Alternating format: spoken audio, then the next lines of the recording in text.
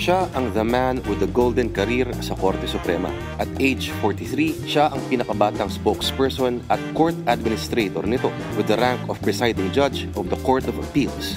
Mga bayaw, the dapper, smart, and very controversial, the Honorable Jose Maidas P. Marquez. Sir Maidas, pakidescribe naman, nasa Korte Suprema tayo ngayon, pero mukhang ibang klaseng kwarto to. Ano ba itong kinalalagyan natin ngayon? At ano usually nangyayari dito? Well, ito yung tinatawag na dignitaries lounge. Dito tumatanggap ng mga bisita ang ating punong maestrado, mga courtesy call, mga dignitaries, mga ambassador, justices na galing sa ibang bansa, kasama ng mga chief justice. Dito niya tinatanggap yun, dito sila nag-uusap. Dignitaries? Ibig sabihin, hindi ko pala dapat nandito. Oo nga. Pero may mic, sir. Ano mic ba?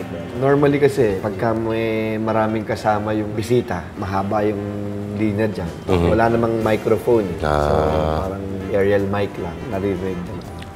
Uy, mga kapatid, welcome na naman sa isang episode ng Wasak. Siyempre, kasama natin, walang iba kundi ang lalaking walang pahinga to. Oo. Tatlo trabaho sa Korte Suprema. 4 na oras lang natulog yan. Oo nga. Pero tingnan mo naman, no? Batang bata to itsura. Maganda yung tindig. Mga kapatid, si Justice Jose Maidas Marquez. Sir, magandang gabi. Maraming salamat sa oras mo. Ay, magandang gabi rin. Magandang gabi sa mga nanonood. Okay lang ba tinawag kitang Justice? Well, okay Kasi na rin. yung paliwanag natin sa mga kapatid natin, no? Kasi bilang Deputy Court Administrator, ang rank niya ay Justice na ng Court of Appeals. Tama ho ba? Court Administrator. Court Administrator. Ang rank nun, Presiding Justice ng Presiding Court of Appeals. Justice. Na equivalent to Justice of the Supreme Court. Tapos, under you, mahigit 2,000 abogado, no? Mga judges.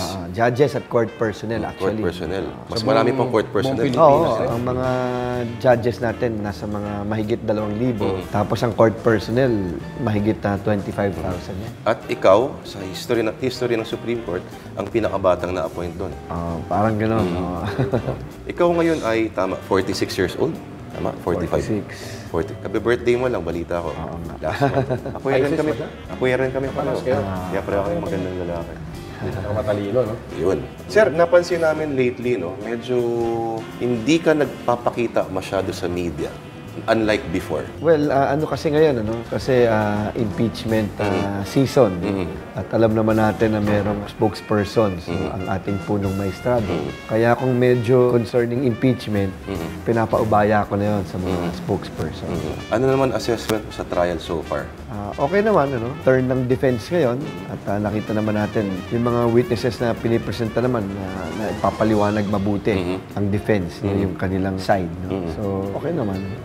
Although, of course, medyo meron tayong mahabang break ngayon. At after the break, defense ulit. So, it's a good time to think of how the defense will again present itself. Assessment nyo sa performance ng defense panel so far. Kung i-grade natin sa mga 1 to 10. Wala tayong masasabi. Talaga namang nakita natin yung mga defense lawyers natin. Lalong-lalo na si Justice Cuevas. Kasama na si Karen doon. Kasama si Karen ngayon. Siguro 9-10 yan. Sa akin, si Karen, 10 yun. May number ka ba ni Karen Jimeno? Yung tatlong number na bigay ko sa ito. Tatlo. Pwede yan. Akin yung isa. Kapangalan pala misis ko. Nung pinagalitan, I'll use the word pinagalitan, nung pinagalitan ng ilang senador, itong LRA administrator na si Diaz, anong pakiramdam nyo nun? At anong pakiramdam nyo every time pinapagalitan ni Miriam ang prosecutor? Do you think it's a blow for the defense? Well, unang-una kasi ever since pa naman, talagang ang tingin ng defense doon sa articles of impeachment, talagang mahina, talagang walang basihan. So ngayon, lumalabas talaga yun. Na talagang hindi pinaghandaan kung ano-ano lang ang nilagay doon. So ngayon, nakikita natin yun. Nakakalungkot lang na talagang kailangan dumaan sa prosesong ganito.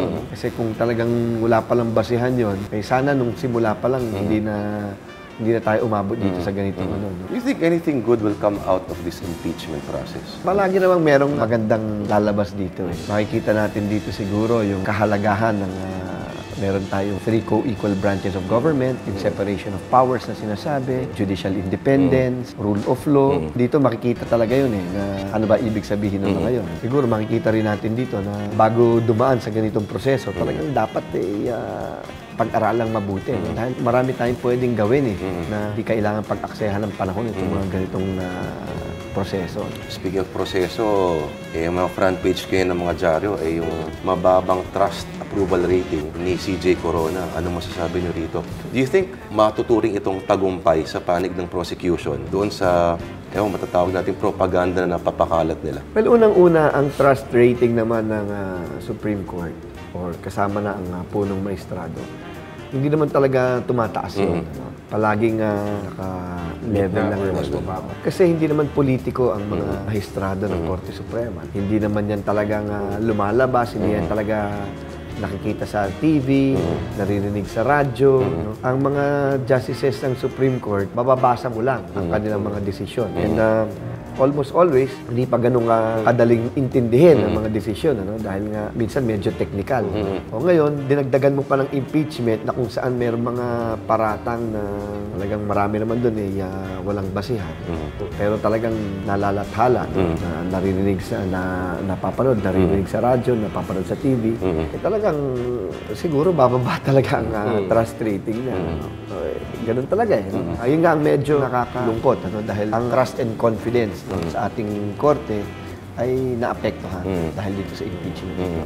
Paano kaya mababawi yan, Justice? Well, umaasa tayo o kami na pagkatapos itong impeachment proceedings na ito, ay makakabawi ang ating Korte Suprema. Sa tingin ninyo, kailangan din kasi in-announce ng prosecution na may 45 properties si CJ Corona. Sang-ayon ba kayo doon sa mungkahi ng ilang senador na dapat rin mag-apologize ang prosecution at bawiin sinabi nila sa isang press conference din? Alam mo, para sa akin, tagal-tagal na nung 45 na yon, tapos napaliwanag na rin naman na talaga namang wala yung 45 na yan. Less than 10 pa nga. Hindi ko na hinihingi yung apology ng prosecution. Para sa akin, tapusin na lang itong impeachment proceedings. Tingin niyo po, boboto yung mga senador dahil sa ng public opinion? Well, sana hindi. Sana hindi public opinion ang gawing batayan. Dahil kung public opinion lang, bakit pa tayo nag-hearing?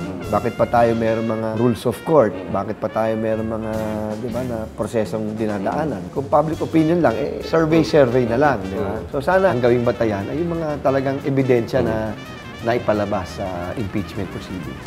Lagpas isang buwan na yung impeachment, Sa tingin niyo ba, nasa stage na tayo na naintindihan na ng taong bayan yung mga aktual na nangyayari? Kasi tama si Senator Miriam, the law is nothing but a series of technicalities. Yung pag-unawa ng taong bayan doon sa impeachment, nasa kanila yun eh.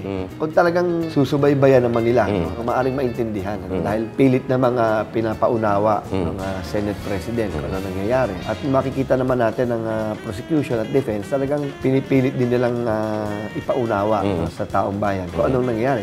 Nagtatagalog. Pero kung wala kang pasyensya para talagang panoorin lahat yan, baka hindi mo maintindihan ng lubusan yun. Dahil lang natasgaran ni Melo. Sir, tingin mo sino mananalo? Ano? Kung nagbotohan kahapon? Ako nagbotohan kahapon, palagay ko, acquitted na ang punong maestrado. For the defense. Kasi sa lahat naman ng mga pinresentang testigo ng defense, talaga namang tumaob yung mga accusations ng prosecution.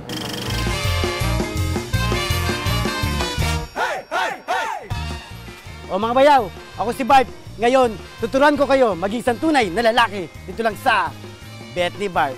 Bet ni Bart!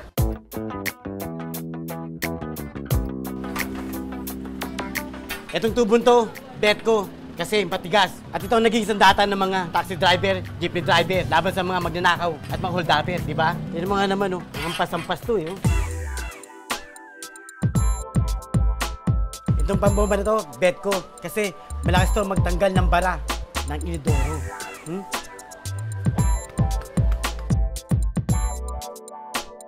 Itong matilin to, bet ko.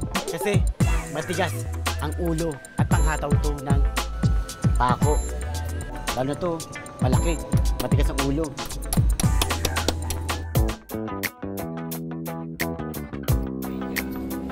Itong bumbilya na to, bet ko. Kasi malaki at malakas bumuga ng liwanag. Diba? Bilog na bilog at makinis.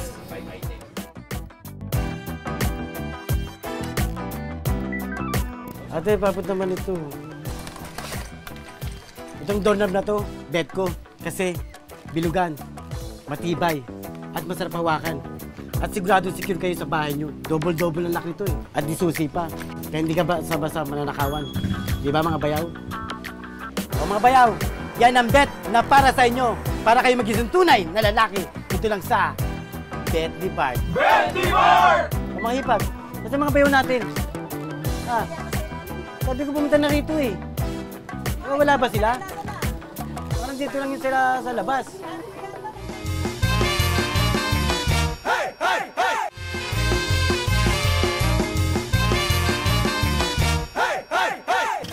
Sir, ba't ang ganda ng katawan niyo, sir? Ganda ng katawan ni sir, di ba? Anong Nakasama ko sikreto to niya, sa sir? Abra, no? Ang ganda ng tindig ni sir. May asawa na yan, Jun. O, yun na. Kung nga, sir, ano sikreto niyo? Well, nag-iingat lang din. Pero sabi niyo, kahit ano rin, kinakain na niyo. Oo naman. Wala naman akong... Sisig, sir. Kumakain kay sisig. Sarap yun. Sir, kunyari, bukas, magpapaalam na kayo sa mundo, no? Ano yung last meal mo? Last meal, baka hindi ako makakain pagka... In theory lang, kunyari. Wala akong Yung pinaka-paborito yung pagkain. Kunyari, nasa stress ka, ano yung in-order mo? Pag nasa-stress ako, Hindi ka na nakakain. Yan Kaya. siguro yung sikreto nun. Pero sir, basketball, tuloy-tuloy ka pa rin. May panahon. Weekends, normal. Weekends, kung gusto humilata ka na lang. So, anong unang lumabas to sa TV si Sir Maidas, na yung nagkaagustong chicks niya. Oo. Hanggang ngayon naman yata.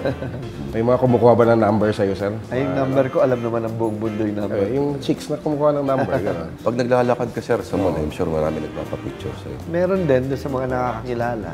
Di ba nagsiselos si Ikaw Mrs.? di ba normally ganun? Ikaw sino ka nga pala? Si Mrs. Sir, wala naman. Hindi naman nagsiselos. Hindi naman. Hindi naman gano'n. Sinabi mo noon na nung nasa law school ka na hindi mo in-expect na mapupunta ka sa Supreme Court. Pero have you always wanted a career in law? Ang pagiging abogado, has always been on my mind. Kasi yung tatay ko, abogado Although hindi naman niya sinabi sa akin na to take up law. Parang nararamdaman ko na talagang gusto niya maging abogado ako. Pero hindi niya sinabi sa akin. Iniisip ko nga bakit ako hindi sinasabihan. Na-realize ko lang later na siguro kasi hindi madali. Mahirap mag-law school, tapos dadaan ka pa ng bar exams. Hindi biro eh.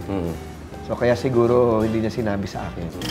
Okay, ano yung masasabi ninyo na ang daming question kung bakit daw, well, spokesman kayo ng Supreme Court, pero lumalabas daw, sabi ng ibang mga party list groups, parang naging personal spokesman daw kayo ni CJ Corona. Parang dapat daw hati yata yung responsibilidad na yun. Okay, iba daw yun. Ano masabi mo rin? Hindi naman, siguro hindi lang nila masyadong naintindihan ang tungkulin ko bilang tagapagsalita ng Korte Suprema. Bilang tagapagsalita ng Korte Suprema, siyempre, kailangan din natin na magsalita tungkol sa mga maestrado. Ang argument naman nila, Sir Maidas, CJ Corona is not the Supreme Court. Tama yun. Pero punong maestrado siya eh. So habang punong maestrado siya, ay ipagtatanggol ko siya. Kasama na rin ang ibang mga maestrado ng Korte Suprema. Kasi hindi lang naman si Chief Justice Corona minsan ang tinatanong. Meron din mga ibang maestrado na tinatanong. Ay pinagtatanggol ko rin yun. Sir, may papatanong lang. Kayo ba nag-uusap ba kayo ni Justice Sereno? Kung kinakailangan. Akala ko iba yung tatanungin mo eh. Ano? Karen Jimenez naman. Sir, bading ba daw kayo? Ay, mamaya na yun. Mamaya. Okay na yun. Teka, nung swearing in ng mga bagong abogado, tumutok na naman yung media, ang kinalkal nilang issue doon, hindi nagpapansinan si CJ Corona at si Justice Carpio. Ay, hindi naman. Magkatabi sila, no? Magkatabi. Kasi by seniority yan eh. Siyempre, merong nagsasalita. Talagang makikinig ka doon sa nagsasalita. No? That doesn't necessarily mean na hindi nagpapansin. Kahit sa en banc deliberations, no? Magkatabi rin sila. Pero, ganun talaga. No? Kung kailangan halimbawa, magsabi ng kung ano yung mga dapat sabihin regarding a particular case, nagsasalita naman yung mga yun. Etong mga ilang linggo nakaraan, nakita natin na parang nagkaroon ng offensive movement si CJ Corona sa media, no, na halos sunod-sunod na shows, programa, naglabas. May kinalaman ba kayo ron, sir? Wala akong kinalaman. Hindi ko alam Parang yun. biglang nagsipag magpa-interview. Hindi, ano lang yun. Tinanong din ako doon. Tinanong din ang aking opinion doon. Sabi ko, wala namang masama doon. Kasi matagal na rin talaga siyang hinahanap at gustong ma-interview. Yung sinasabi na talagang umikot, actually, hindi naman siya talaga yung umikot eh. Talagang siya yung nire-request. Pinuntahan. Isa lang ang pinuntahan niya, no? Pero pagpunta niya doon, wala na, sunod-sunod na yung request. So, nandun na rin siya, pinuunlakan na rin yung iba. Kung nangyari yan sa ibang Chief Justice, ganun din ba yung gagawin mo? Oo naman. In fact, alam mo, Hindi naman si Chief Justice Corona ang nagtalaga sa akin bilang tagapagsalita ng Korte Suprema. Hindi rin siya ang nagtalaga sa akin bilang Court Administrator or Chief ng Public Information Office. Panahon pa ni Chief Justice Puno, hawak ko na itong mga pwestong.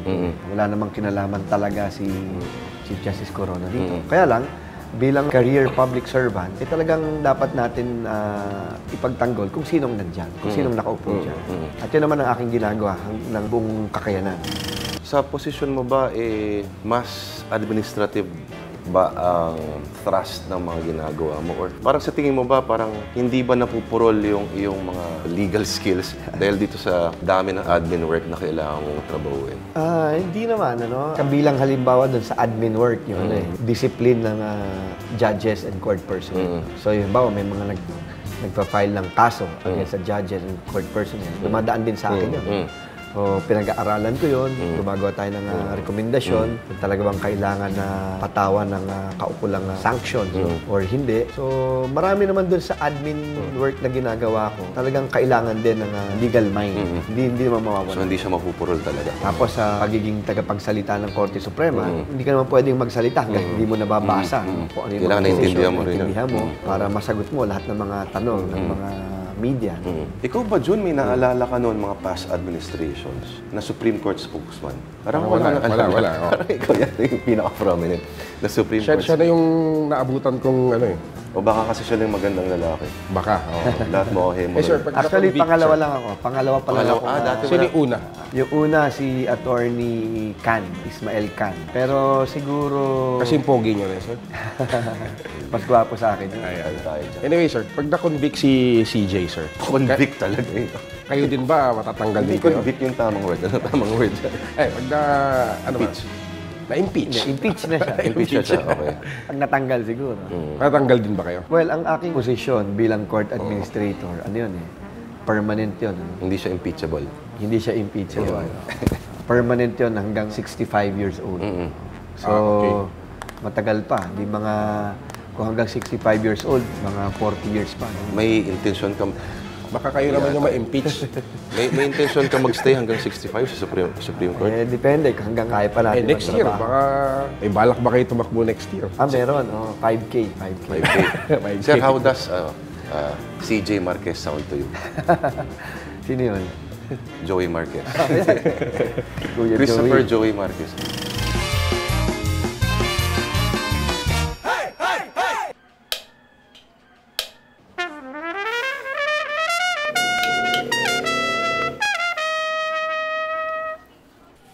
Paring Orestes! Paring Orestes! Parang Gregory, bakit? Pwedeng patulong naman. Hindi ko kasi kayang abutin yung bumbilya din sa kwarto ko eh. Ano? Sige, basta ikaw. Thank you! Baka sabihin kasi ni kumpare, pinababayaan kita eh.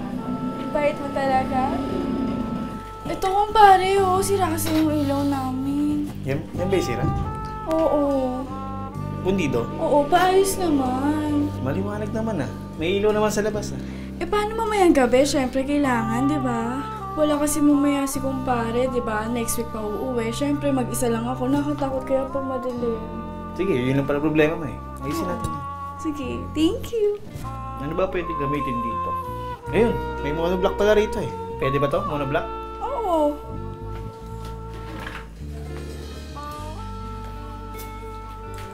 Ay, pakihawakan na lang ha. Baka matumba ako eh. Asan ba si kumpare kasi? Ayun, may business meeting daw. Next week pa nga uuwi eh. Ha? Buti pa siya. Business meeting. Ako pa basketball lang eh. Maasa-asa ng pustahan. Siya, dami niyang pera. O yan, Maring Cleverlyn. Tanggal na. Nasaan yung pamalit? Ay, wala eh. Ha? Di bale, may kandila ako sa bahay namin. Dadalhin ko dito. Kasi baka sabihin ni kumpare, hindi kita inaalagaan eh. Eh, ayoko naman mag-isa ka sa dilim. Thank you.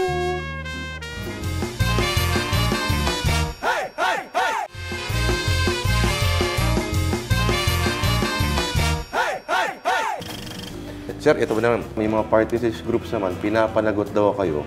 At sinasabi ng iba na kaya raw ay masigasig na tagapagtanggol ni CJ Corona is dahil kayo daw yung pinahawak doon sa tinatawag na Judicial Reform Support Program. Program. Ito ba yung mga sa pondo World nun. Bank? Oo, sa World Bank. Sir, anong sagot niyo ron?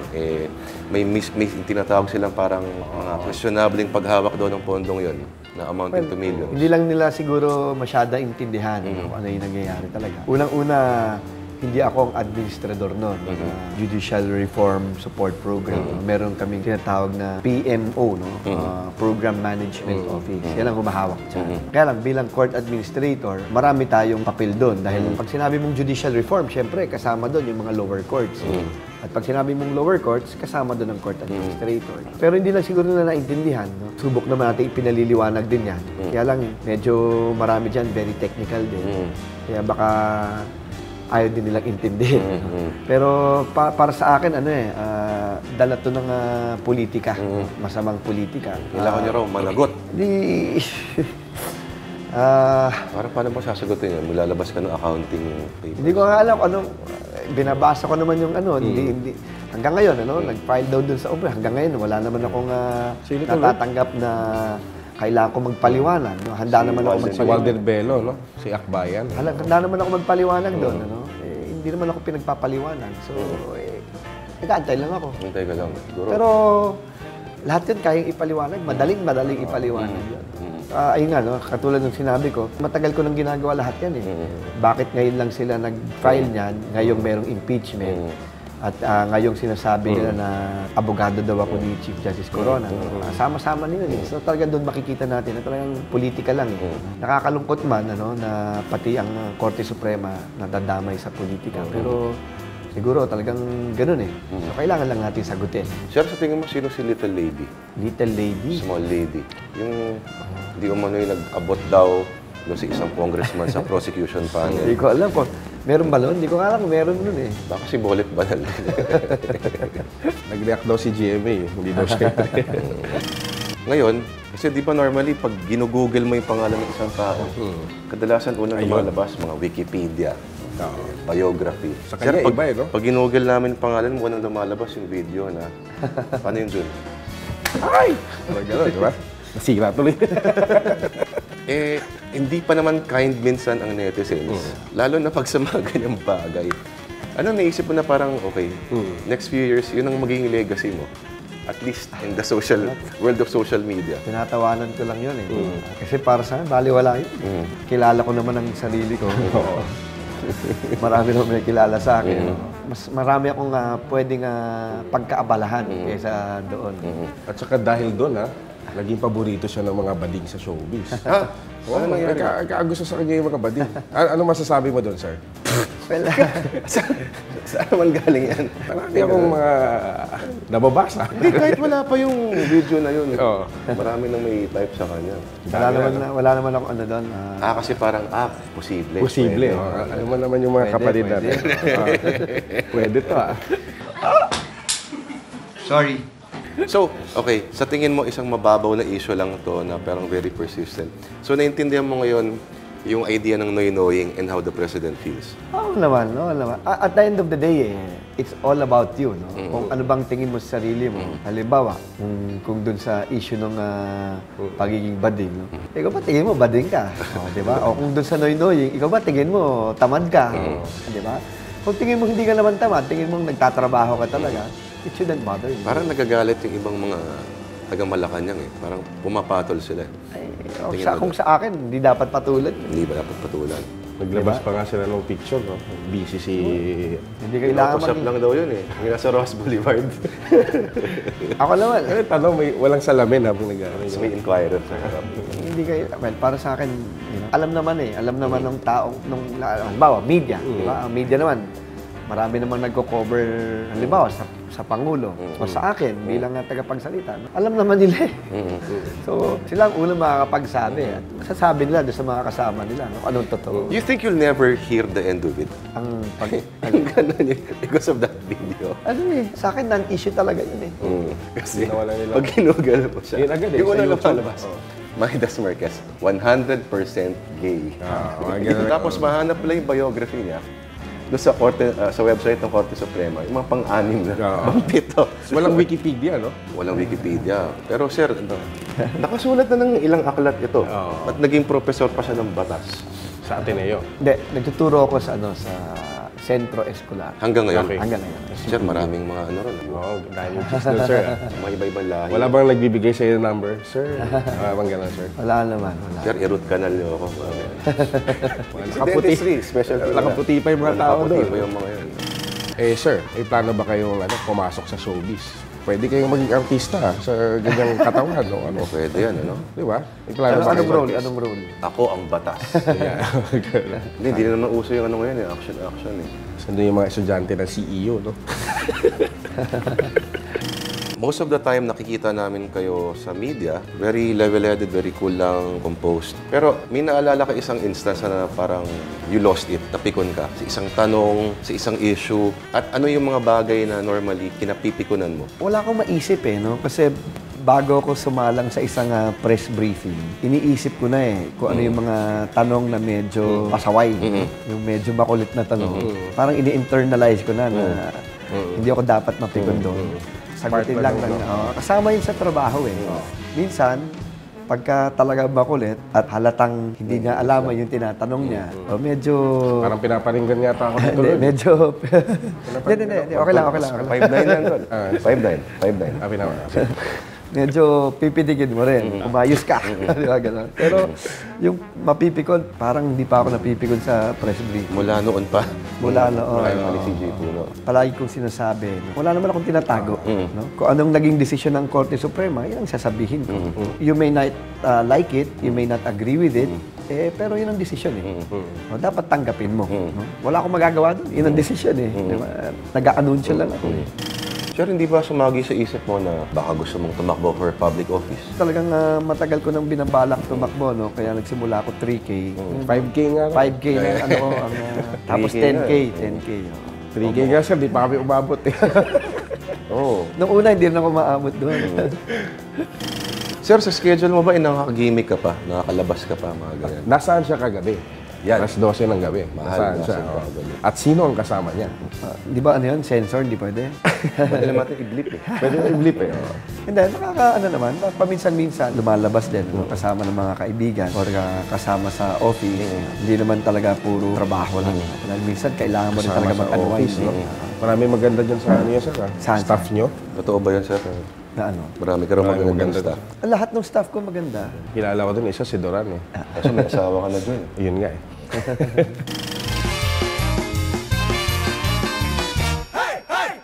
Kung dati may planking, nauso naman ngayon ang noy-noying.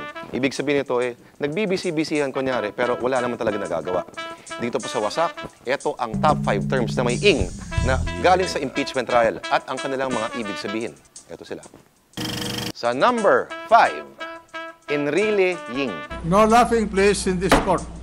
Defying Father Time. Sa numero 4, Cuevas Singh. That's very basic, Your Honor. All right, and I learned that from my remedial law professor, who happens to be no less than the defense counsel. Maybe you were upset when I discussed that. Defying the much younger prosecution lawyers.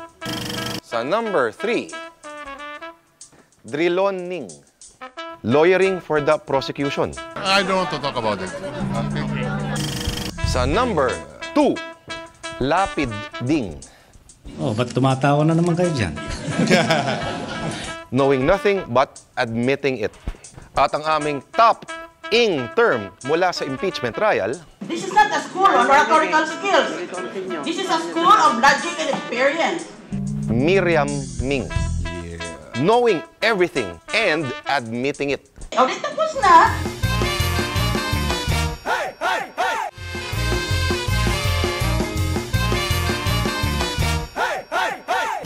Nagsisimula araw mo ng 8, pero ano yung pinakamadugong part doon sa araw mo? Jun, sino yung kasama mo? Hindi yung staff this. Kilala ko yan. Kilala ko lang doon sa... Holding hands kayo. Ay, sorry. Yan ba si Doran? Ayun, sir. Ay, Doran. Yan. Bakit Jun, anong ginawa mo? Hindi, wala. May sinabi ka na naman kay Doran. Wala. Sige na, doon ka na. Mamaya na tayo mag-usap. Huwag mo pangapangakuan si Doran na hindi mo kaya. Yun nga eh. Sir, mukhang Wala kayong coat ngayon dahil Friday, no? Medyo dress down kayo pag Friday, tama? Oo, minsan nakakasawa, naka-coat din. As much as possible, ayoko talaga nag-Amerikano. Sir, idea nyo ba yung pagsusuot ng itim bilang protesta sa Korte Suprema? Bilang court administrator, napakaingat ko na sabihan ang mga judges at court personnel kung anong dapat gawin. Lalo na ngayon sa impeachment ito. No? Kasi ako naniniwala ako na na kung gusto nila sumuporta sila. Kung ayaw nila, hindi kailangan. In fact, tuwing umiikot ako, sinasabi ko sa kanila na hindi naman kayo obligadong pumunta doon. Kung gusto nyo, pumunta kayo. Gusto nyo magpakita ng suporta.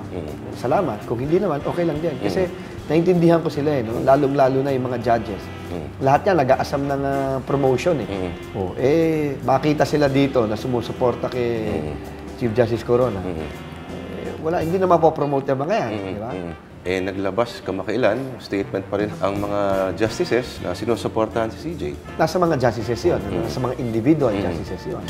Nagsimula ka sa Korte Suprema bilang apprentice. Mula doon ba, hindi ka na umalis? Nagkaroon ka ba ng pagkakataon na mag-private practice? Hindi na no? Although, nung nasa law school ako, ang plano ko, nakikita ko yung sarili ko bilang isang abogado na magpa-practice, no? Pupunta sa korte, makikipag-debate doon. No? Hindi ko na nagawa yun kasi nung nasa law school pa lang ako, mapalad ako, naging summer apprentice ako dito sa Supreme Court. Paano mag-summer apprentice? Kahit sino ba pwede mag-summer apprentice? Well, mag-a-apply ka. Kung matanggap ka, di maswerte ka. Nasa law school pa kayo? Nasa law school. Pinipili lang naman yung tinatanggap bilang summer apprentice. Lalo na kung nasa law school ka pa. Medyo pinalad tayo during the summer na yun. Kasi parang 200 hours lang yun After the program, nagpapaalam na ako.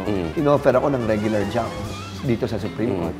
As a law student, talagang parang ibang klase yun. Dahil tinitingala mo talaga mga maestrado ng Korte Suprema, parang mga Diyos yan. Tapos ito, isang justice sa Supreme Court, ino-offeran ka ng trabaho. Parang hindi mo matatanggihan yan. Kaya kahit nag-aaral pa ako noon, sinubukan ko na magtrabaho at the same time. At nakayanan ko naman. Anong ginagawa mo bilang apprentice? Ano yung mga duties and responsibilities? Parang abogado ka na rin nun Kasi mag-research ka sa mga kaso, magsusulat ka, magsasubmit ka ng mga memorandum sa justice na pinagtatrabahuhan mo. Member ka na ng legal staff ng office. So talagang very prestigious. Justice Sarmiento ka ba nun? Justice Sarmiento ako nagsimula sa summer apprentice. So, dito kasi sa Supreme Court, yung mga nagtatrabaho sa mga justices, lahat yan co-terminus. Ibig sabihin, pag nag-retiro yung justice na yun, wala ka na rin. Pero siguro, dahil nakita nila yung aking dedication, passion for work, tuwing magre-retiro yung justice na pinagtatrabahuhan ko, meron akong natatanggap na offer sa mga incumbent. Kaya hanggang ngayon, nandito pa. Mag-hearing daw muna kayo. Sorry. Sir, sinadya niyo ba yung pagkagulat, no? Gusto ko lang nakakugilers lang. Sadya ba yun? Kasi ako, pag nagulat din ako, parang... Ako rin napapatili rin. Kunyari pag nagpiprito, ang bayaw na nagugutom ngayon. Ayan. Naglalaba, pag naglalaba. Magugulat ka, Bas prito, boss. Kahit lalaki ka. Paano kayo ulit? YouTube na lang, YouTube. Mahirap yun kasi pahigop Parang gano'n Parang gano'n, no? What do they have to look forward to after, tawagin natin itong medyo trying times na ito? At least, para sa ating legal system. Just keep the faith with the court. Tama ka, medyo trying times to. Pero meron tayong mga proseso, meron tayong saligang batas. Nakasaad naman dyan kung ano talaga ang dapat nating sundan. Isa-isip lang natin na meron tayong structure of government, yung 3 co-equal branches of government, meron yung separation of powers, meron tayong judicial independence. Ito ay napakahalaga para sa ating demokrasya na mapanatili itong strukturang ito. Kunyari, sir, kunyari lang medyo bumaba sa pwesto itong si Chief Justice Corona at may pumalit. Kunyari lang, pumalit si Justice Carpio. Sa tingin mo, spokesperson ka pa rin? Ang pagiging spokesperson, actually, dapat merong full trust and confidence ang punong maestrado. In fact, nung nawala si Chief Justice Puno, nagpaalam din ako. Kasi... parang courtesy. Oo. Kaya lang, sinabi ni Chief Justice Corona na hindi, kailangan kita, dyan ka. So, bilang public servant, career public servant, sumusunod naman tayo. So, ganun din, ano? Kung halimbawang matatapos na ang termino ni Chief Justice Corona, magpapaalam din ako, no? At nasa bagong uupo yun kung sinong gusto niyang italaga. Kung tutuusin, pwede mo ipilit yun, di ba? Alam mo, Kasi nakakapagod career ka na rin eh. Ha? Nakakapagod na rin. Kung offeran kayo ng Malacanang, sir, ano? na maging spokesperson. Mukhang Puno na yun. Puno na, no? dami na nila eh. Sir, maraming salamat. Maraming Justice salamat Jose din. Maidas Lawyer. Marquez. Maraming salamat. Maraming salamat. Ayun. Okay, sir, pakilala mo Bayaw, na sa mga staff mo. Sige, halika lang. Ayun, sir. Pakilala tayo sa mga staff niya. Pwede ba natin tawagin yung mga staff mo? No? Siya lang. Wag Siya lang, Idol, Sir, didemanda ko yan, sir.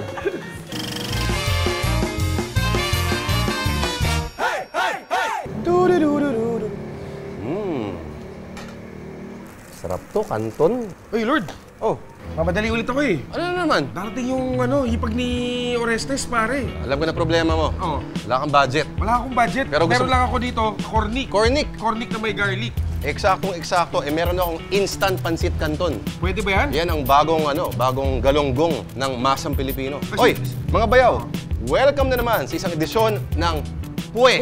Pulutang Wasak Espesyal. Okay. Ang gagawin Tama yan, Lord. Kasi may cornic ka. Meron akong cornic. Meron akong pansit canton. Gusto ko rin kasi na mabusog din siya. Ang gagawin natin ngayon ay gourmet instant pansit canton with corn crispies. And garlic. May garlic to. Garlic corn crispies. Okay. Social na social ano ba pangalan, pwede no? natin gawin, Lord? Nako, kailangan lang natin instant pansit canton at cornic. At syempre, meron tayong natabi rito ng mga pinagtatadtad na dahon ng sibuyas. Ang gagawin natin ngayon, ilagay mo sa supot, siguro mga 5 ganyan. Dapat ang noodles natin ay al dente. Okay, Lord. Nilagay ko na dito. Lalagay ko na ba yan dyan? Hindi, dudurog-durugin mo ngayon yan. Okay. Ah! Pwede ba itong ganito? Wag. Mas maganda to, tol. Pandurog. Okay yan Ito, mabilis Ano, lang matawag, to. tol? Mga 1 minutes lang to, dapat 1 minute. 1 minute. Hello? Sige. Sabi ko, usap mo. Si Lotis, pare. Sige. Parating na raw sila, Lord. Parating na. Kasi nga raw mabusog eh. Okay, durugin mo na yung corn bits, corn kernels. Okay na yan. Jun, paabot ang ating mangkok. Kanton na kanton yan, tol, ah. Oo, masarap kasi kumanton eh. Oo. Tapos syempre, ihalo mo ngayon itong mga condiments natin dyan. Ay, yung si Lotis. Ay, Lotis. Lotis, pakantong ka naman. Mm. Ay, kami wala magpapakanton. Asan yung mga friends mo? Pasunod na. Pero nauna ako dahil gusto ko makasama kita na solo. Si Orestes. Nag-date sila nung kapatid ko eh. Papatikimin kita ng kanton ko. Ako nagluto ko na ito. Mga bayaw, ang instant pansit canton, kahit mumurahin lang, ay nakakabusog at punong-puno ng mga vitamina. Meron daw siyang vitamin A, iron, beta-carotene, phosphates, carbonates. Mas marami pa siyang kasi sa galunggong, no? Spices, carrot and chives, iron, caramel color, soy sauce, dehydrated vegetables. Masustansya yan, Lord, ah. Oo, may betchin pa to. Ibig sabihin, champion yan. Ay, okay na yung Lotis. Ngayon, Jun, budbud mo sa ibabaw, yung dinurog-durog mong garlic corn. Pwedeng pulutan na, no? Tapos mabubusog ka pa, no? Pulutan na busog ka pa. Bubudburan natin ang pinagdad. Lord, salamat sa pakanton mo, Lord, ha? Ano naman ako naman, willing na ako magpakanton lagi. Talaga. Tikman na natin to. Yung mga bayaw, ang ganda na presentation. Okay, sige, Lotis, tikpan mo to, Lotis, ha? Ayan. Al dente. Uy, ang sarap na kanton mo. Oo. O, ayan, mga bayaw, ha? Nakakanton namin kayo ngayong gabi. Yan po, ang instant pancit canton with garlic corn kernels. Dito lang yan sa Pulutang Wasak Espesyal o Pue. Talaga? Iwan natin.